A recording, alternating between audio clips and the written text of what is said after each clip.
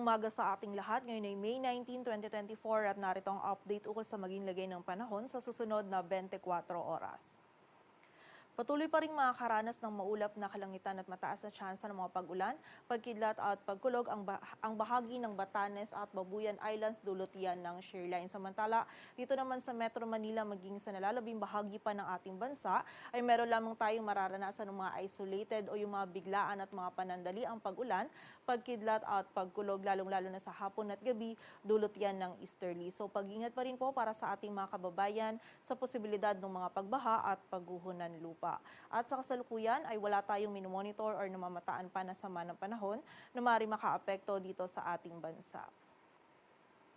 At parang sa magiging lagay ng panahon ngayong araw ng linggo, maulap na kalangitan at mga kalat-kalat na pag-ulan, pagkidlat at pagkulog pa rin ang mararanasan dito sa bahagi ng Batanes at Babuyan Islands, dulot nga po yan ng shear line. Samantala, sa nalalabing bahagi naman ng Luzon kasama na dyan ng Metro Manila, ay ngayong araw ay magiging bahagyang maulap hanggang sa maulap yung ating kalangitan. Meron tayong posibilidad ng mga isolated na mga pag-ulan, pagkidlat at pagkulog lalong-lalo na yan sa hapon at gabi, dulot ng easterlies at ng mga local thunderstorms. Kaya kapag po tayo lalabas, huwag po natin kalilimutan yung pananggalang natin dito sa mga biglaang pag-ulan na ito.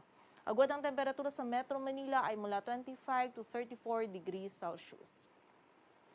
At para naman sa bahagi ng Visayas at Mindanao, maging dito rin sa bahagi ng Palawan ngayong araw ay meron din tayong mararanasan ng mga isolated na mga pag-ulan, dulot pa rin ng easterlies at ng mga localized thunderstorms. Ang ating mga regional offices ay nagpapalabas po ng mga thunderstorm advisories or mga babala ukol sa mga pag-ulan na ito.